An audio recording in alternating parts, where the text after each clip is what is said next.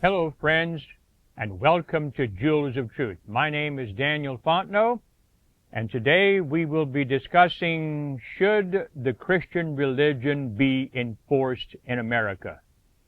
And if you are keeping up with the signs of the times, you know that we are on the verge of this happening. And so I question, should the Christian religion be enforced in America? Because some people believe and they teach that the United States of America is a Christian nation. Well, let's see. This is an article by A.T. Jones. Actually, it was a speech or sermon that A.T. Jones gave on July 2nd, 1896. You can find it in the Signs of the Times articles. And the name of the article is, What is Patriotism in America? And this is going to be a little series because this is not the only what you have here in the notes, and what I'm going to present in this video is not the full sermon. There will be a continuation of this sermon as we continue. All right. Not to be redundant here, but anyway. So, Brother A.T. Jones begins. Fellow citizens, lovers of right and truth, as announced, I am to discuss before you this afternoon what is patriotism in this country. That is a question which needs now to be understood, and we do need now to understand what is patriotism in this country of America. And when I ask that question, I have in mind also, this thing that's going around very popular today, this Christian nationalism, okay? Of course, in any country, in brief, patriotism is love of country. But love of country is more than love of the mountains and hills, the plains, valleys, rivers, and rills of which the country is made up. So I will read the established definition of patriotism in order that we may proceed on firm ground. Quote, patriotism is the spirit which prompts obedience to the laws of one's country and to the support and defense of its existence, rights, and institutions, unquote. So you can see that love of country extends to the love of its institutions and the principles which make a country what it is in all respects.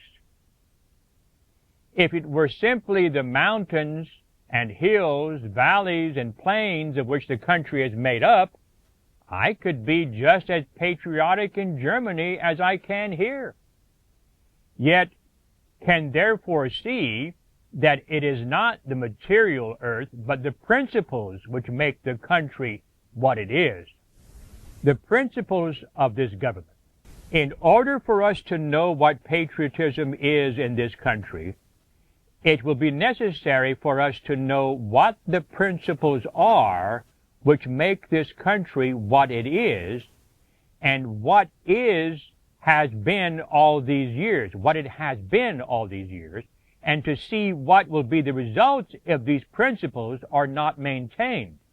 Because there is no question whatever but what the principles upon which the nation was founded in the beginning are what made the country what it has been all this time. And any forgetting or violation of these principles must destroy our country for what it has been and make it precisely what these feared it would be who made it what they did make in order that it might be what it has been. A.T. Jones had a unique way of speaking and writing. And if you don't pay attention very closely to what he is saying, he can be difficult to understand sometimes. He's very plain, but sometimes he can be difficult to understand, and he has just a strange way of, he had a very strange way of writing, and you have to stay involved in the article or the book which you're reading. So the great principle involved. The chief principle which is now involved in national existence was the chief one which was involved when the country was made, when the government was established.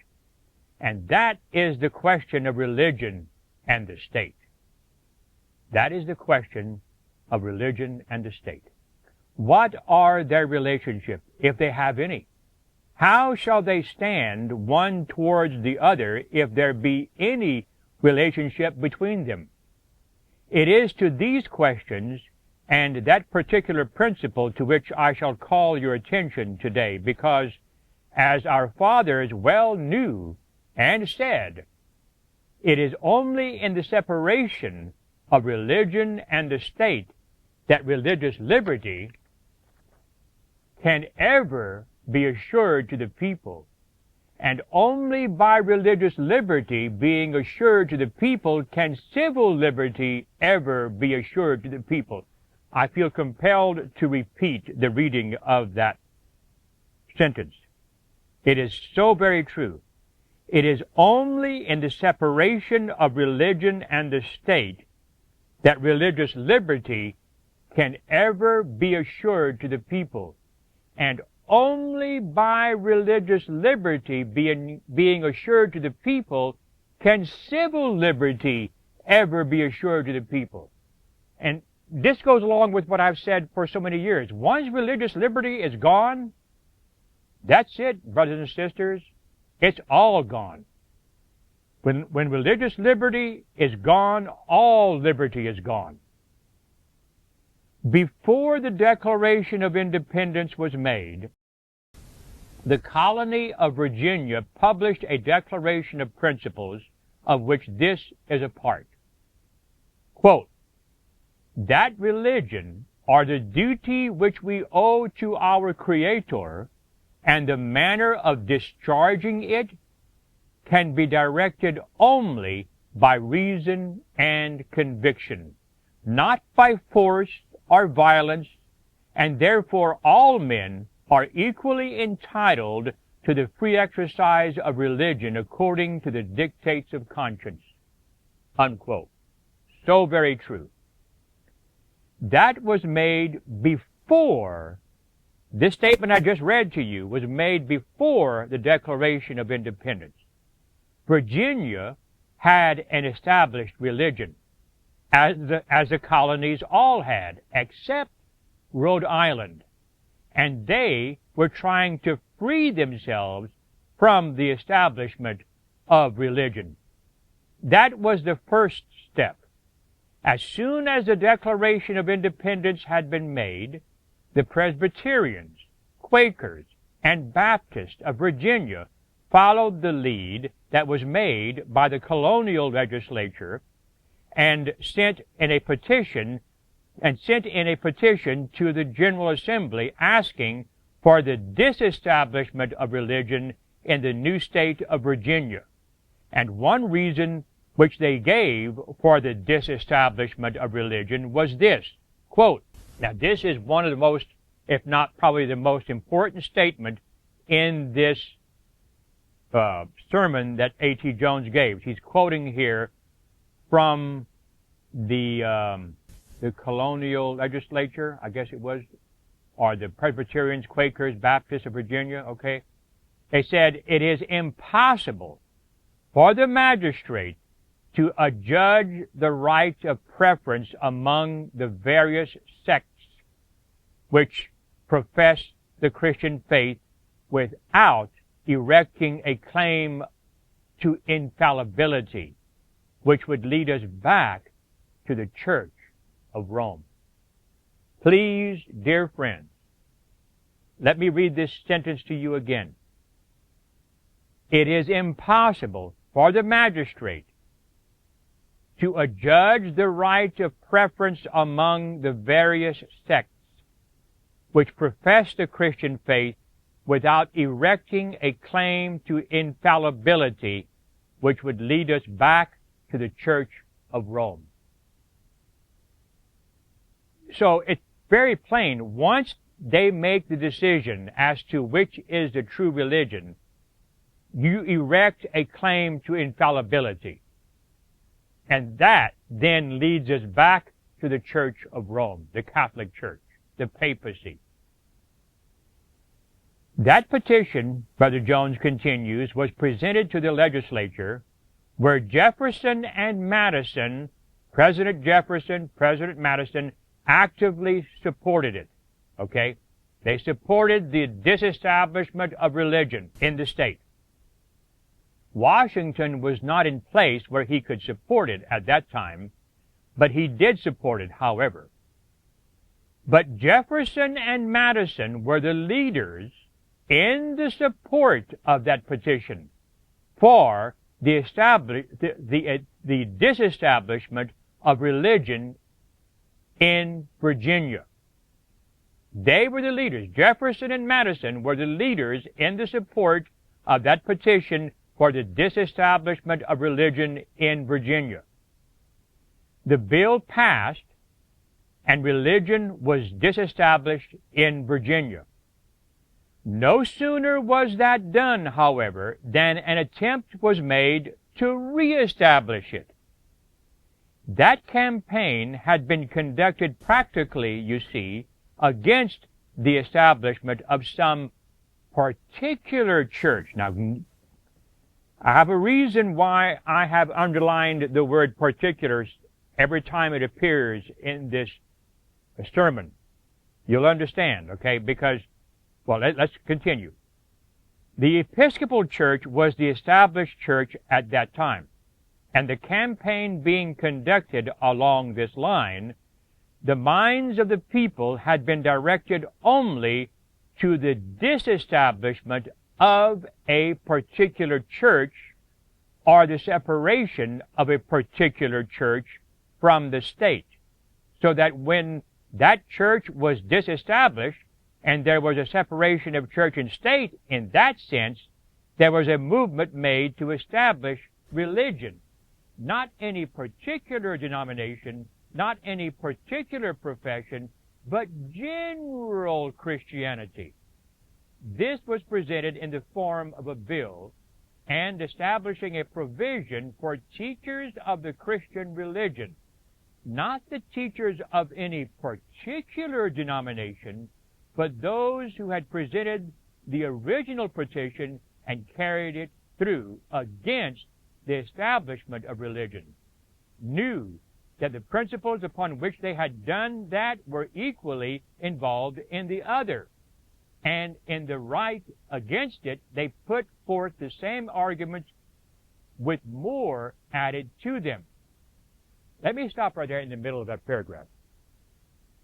There is a misconception. It has been a misconception for a long time in this country. I have heard of it. Maybe you have also. Where the opinion has been, the belief has been expressed that when the First Amendment to the Constitution says Congress shall make no law respecting an establishment of religion, that somehow that means, well, it's just prohibiting the establishment of a particular denomination, a particular church. That's not what the Constitution says, dear friends. It says Congress shall make no law respecting an establishment of religion. But some people believe, well, you know, it's just, we can have the establishment of the Christian religion in general. No, it says religion, period. It doesn't say Christian religion, doesn't say the Buddhist religion, it doesn't say the Hindu religion or the Muslim religion. It says religion, period. Period. They said again, if that is done, somebody will have to decide what is the Christian religion. And in order to do that, as there are many phases of the Christian religion and many denominations, each one professing to be the Christian religion, it will devolve upon the magistrate in some way to decide which one of these denominations most fully represents the Christian religion. And just as soon as that is done by the magistrate, it will lead the nation and the people back to the Church of Rome. And I guarantee you, brothers and sisters, dear friends, that is going to be an argument in this nation, in its political laws, in its society, in the very near future after Donald Trump takes office. Sometime after he takes office, sometime during the time of his term. There's going to be an argument because they want to break down that wall of separation between church and state. There's going to be an argument there in favor of establishing religion, the Christian religion in this country. Okay, now, once they've crossed that bridge, they're going to have to decide, okay, which one of all these many denominations is the true Christian religion. And our messenger, the messenger to the remnant church, has warned us that this nation, the United States of America, will take under its protection the Catholic religion. Listen, there are people, Catholics, who comment on this channel, and it is very obvious that the Catholic Church some of these people that post comments are so arrogant. Okay? The Catholic clerics are arrogant, and they are going to win the argument. Okay?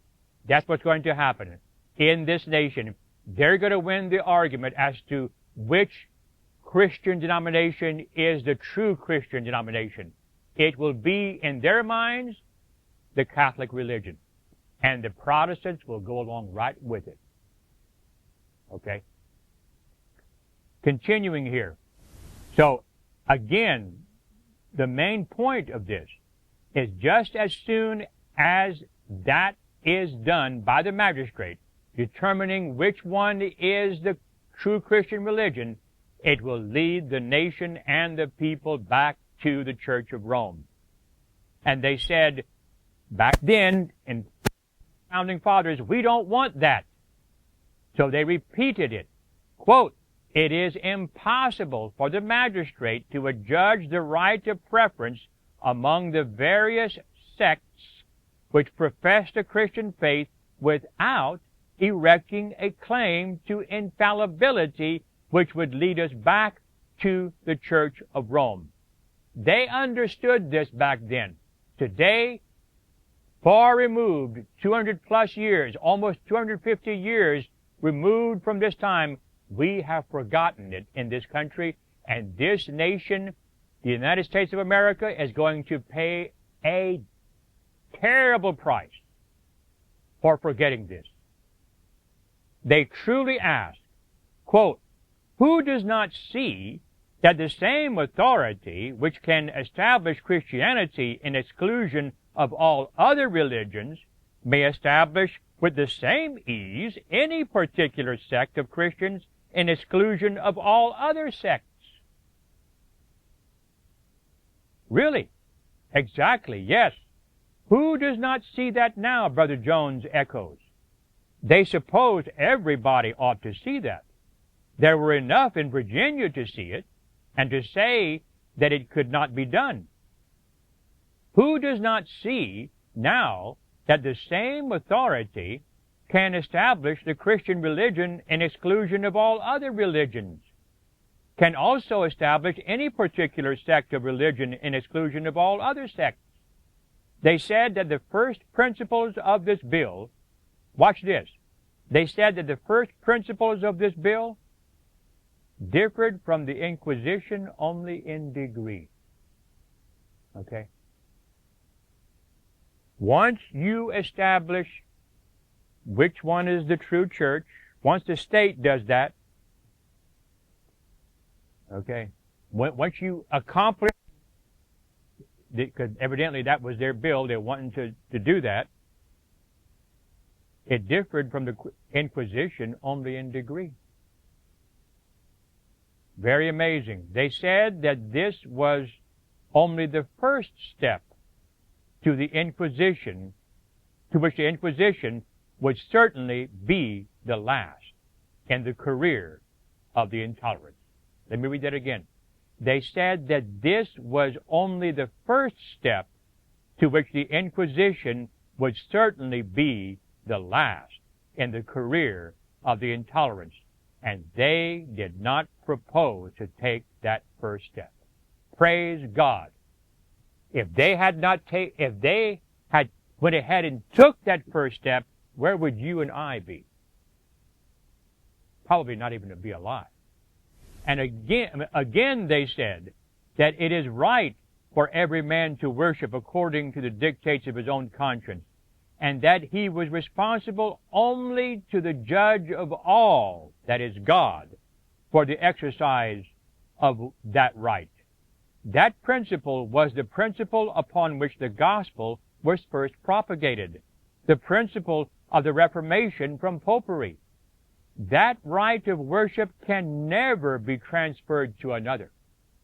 So you can see that the one thing above every other thing that our fathers had in mind when they established religious liberty in this country was to escape the domination of the Church of Rome. Mark that, dear friends. Mark that. That the one thing above every other thing that our founding fathers had in mind when they established religious liberty in this country was to escape the domination of the Church of Rome. They said so in many words. They said, we want the people and the country to be kept forever free from it. Now, in order that the people and the country may be kept free from the domination of the Church of Rome, they saw that it was essential that no favor be shown to any religion by law or by the government in any way.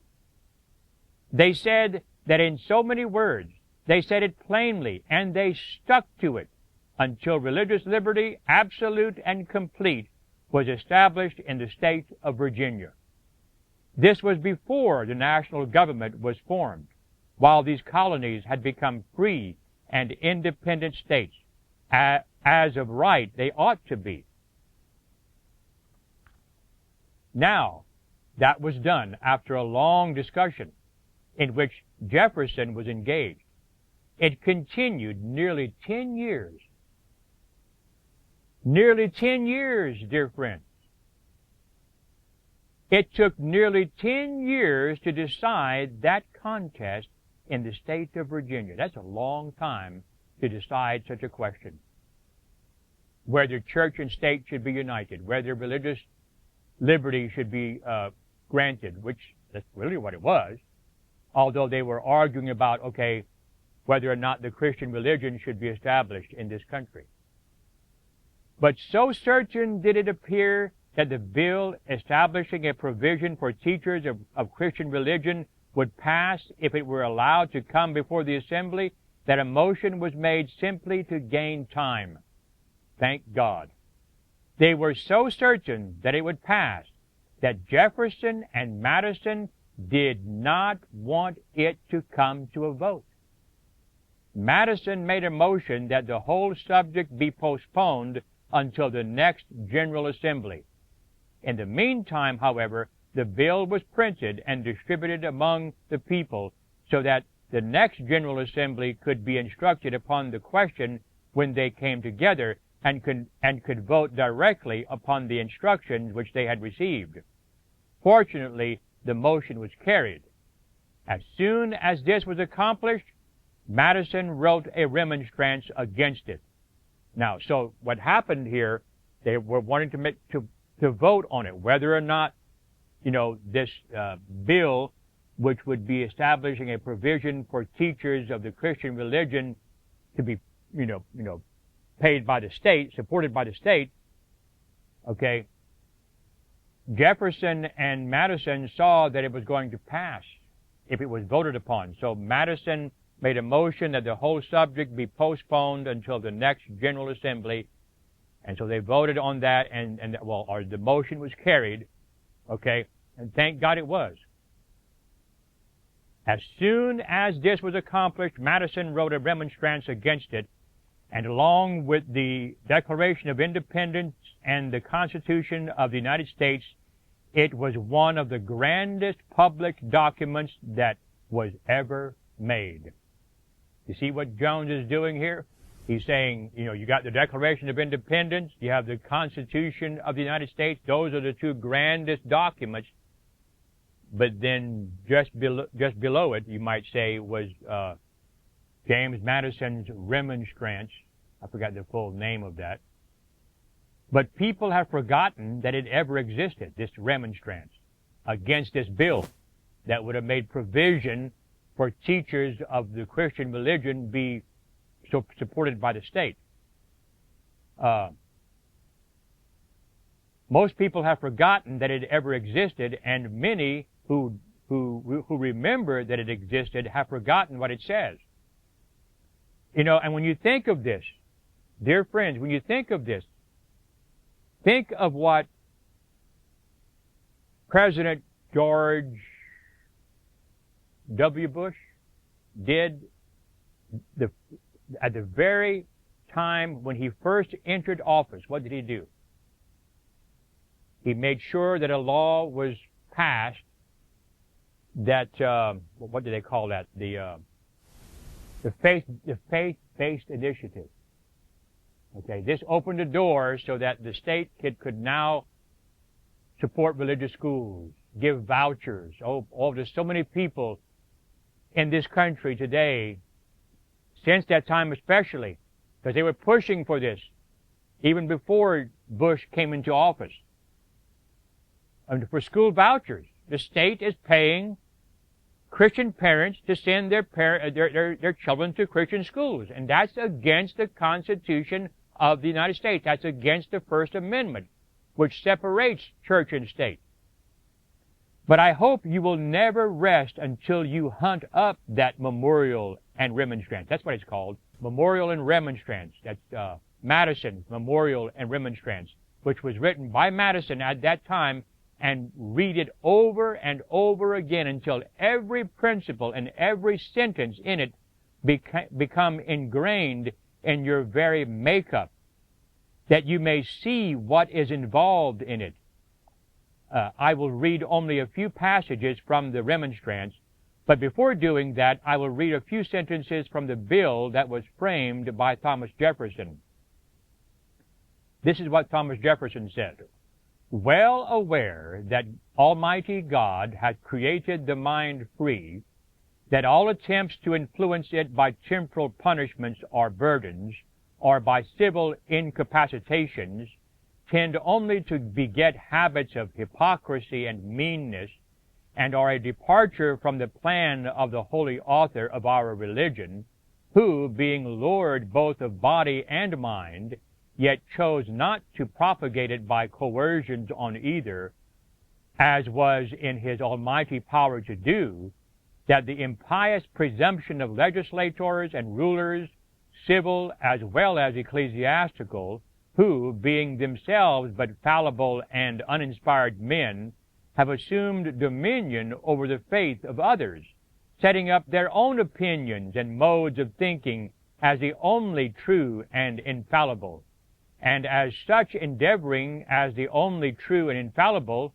and as such endeavoring to impose them on others, hath established and maintained false religions over the greatest part of the world, and through all time.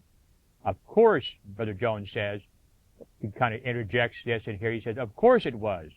Our fathers were right on that subject, and we, their children, need to see what they said and remain right. Then he continues Jefferson's statement, that to compel a man to furnish contributions of money for the propagation of opinions which he disbelieves is sinful and tyrannical. Let that soak in. Thomas Jefferson, the President of the United States said that to compel a man to furnish contributions of money for the propagation of opinions which he disbelieves is sinful and tyrannical.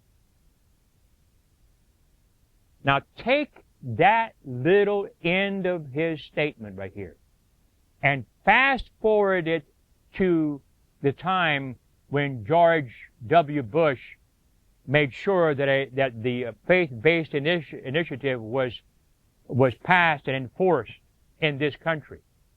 Okay? What Bush there did was in total contradiction of what President Jefferson said. But I want to take this a little bit further. Think of 9/11. That was a judgment from God upon this nation. And that judgment happened when? After Bush came into office. After he had pushed and enforced and got this faith-based initiative into law. God is very, very jealous for His church.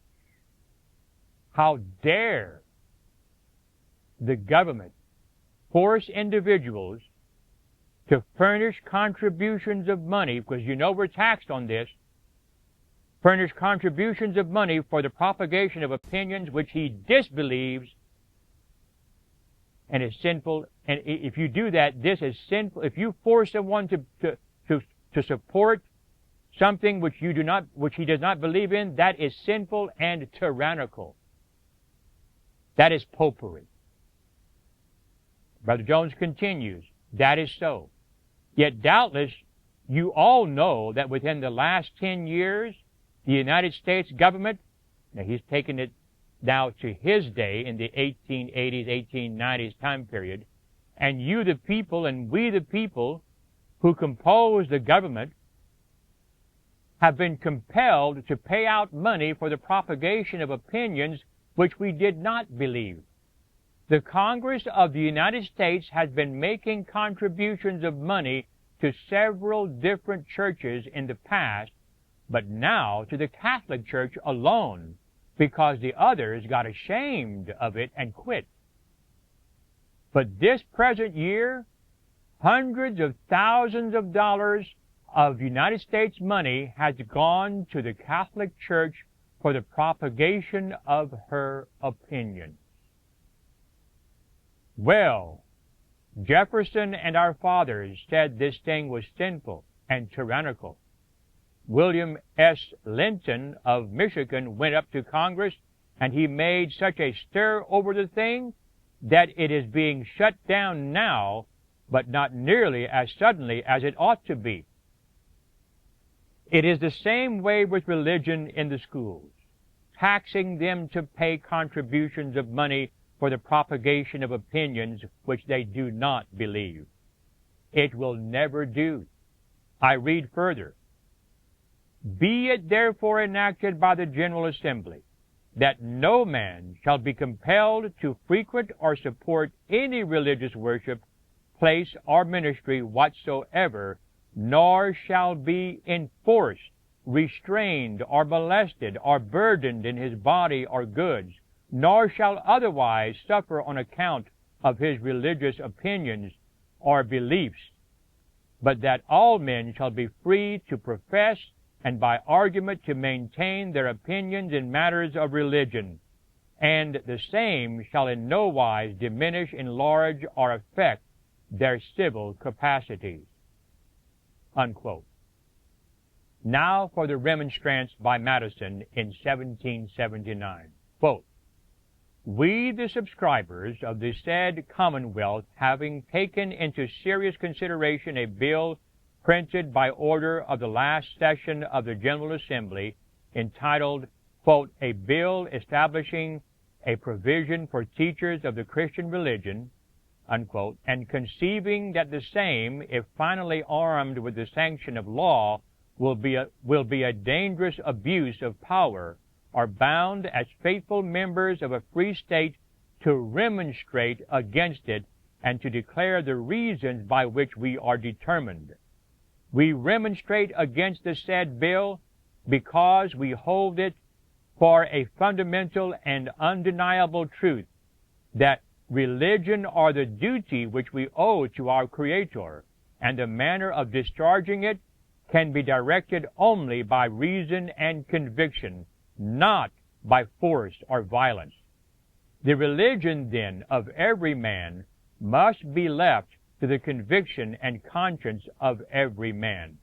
And it is the right of every man to exercise it as these may dictate. This right is, in its nature, an unalienable right. It is unalienable because the opinions of men, depending only upon the evidence contemplated in their own minds, cannot follow the dictates of other men. It is unalienable also because what is here right towards men is a duty towards the Creator.